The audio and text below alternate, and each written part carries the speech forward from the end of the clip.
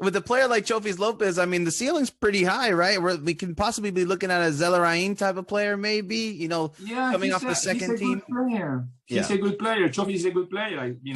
Obviously, I remember him since he was a very young player, and you know, and being mentioned target of the great future and the great soccer player of and then we know that he didn't reach that potential, right?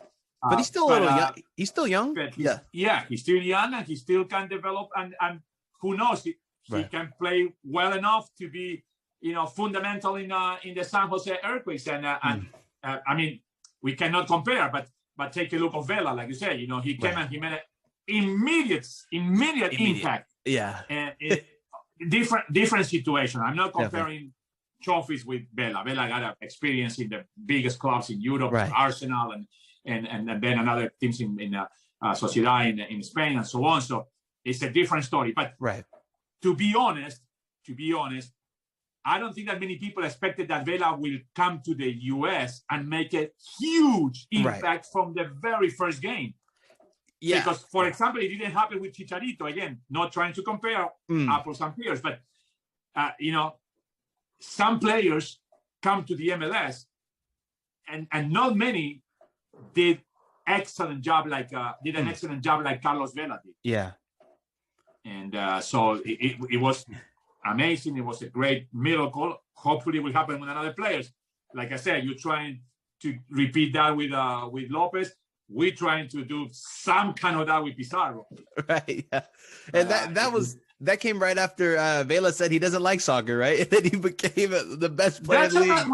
That's another thing. There are some players that they just take it as a job, and, and they do a great job. I'm sure not every banker loves to work at the bank. That's true. 8 hours a day. But some of the bankers are very successful, and they make tons of money and good business for the institution where they work at. And same thing happened with lawyers. Same thing happened with a lot of people that probably they are not in love with their job, but they are a good performers or a good employer. Okay. And so Almeyda's contract is up in 2022, so next year. Do you think there's a possibility of him staying with San Jose?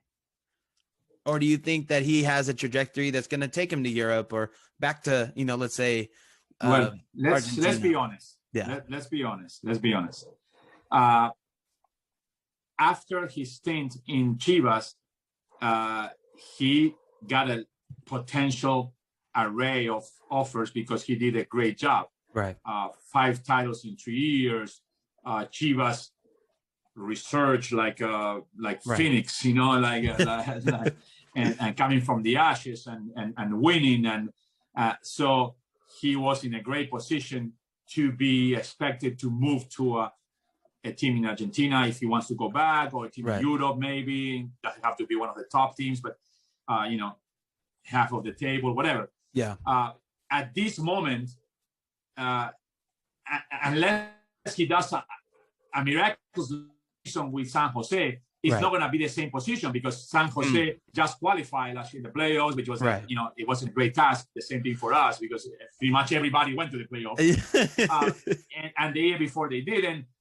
So then again, we know that he's a great coach, but usually the results are the one who decide at the end of contracts if you will have a lot of offers. If next year San Jose is champion of the MLS, it will be one situation. Then maybe a lot of teams will look at Almeyda and say, "Hey, this guy with no many resources, not a fantastic squad, become champion. So maybe we can bring him on to a team in Europe or someplace else." Right. if it's the other way around, then maybe the chances are that San Jose will say, you know what, Almeyda, we give you offer another contract because you're doing a great job, but we know that you don't have a lot of resources, but you're doing the best you can with what you have. Right. So we believe in you, and we think that you can stay with us and make things better, as the year progresses, as you know more the team and more the league, and you got better chances to get better, different players or so on. So it's the possibility is there, and it will depend pretty much on what happened during the next 34 games or the next 7 months, and we'll see what happens. Do you eventually want Almeyda to coach for Argentina or no? I think they're put it this way. I think that another he's a great coach for. Like I said, I'm not personally friends with Almeyda, so I don't have to tell you. And I saw his career, and he did well in River. He did well in Banfield. He did well in Chivas. He's trying to do the best he can with San Jose. So I think that he's a good coach. Yeah. But probably at this time, there are another coaches. They are the same age or younger than him that they have more chances to be the next national team coach, the Argentinian. And the perfect, example that we have on top of my head is Gallardo, with, the River Plate. Yeah. A player that is pretty much in the same age with Almeyda, but with such a success, like Gallardo got in the last 7 years, because with Nacional he was also champion as soon as he get out from a player. He got into coaching, got a title with Nacional, go to River, win everything for the last 6.5 years, and he didn't go to the national team because I think the federation is so screwed up in Argentina that not many top coaches wanted to take the Argentinian national team. A lot of people talk about Simeone. Simeone, is making tons of money in Atletico Madrid. He doesn't want to get involved.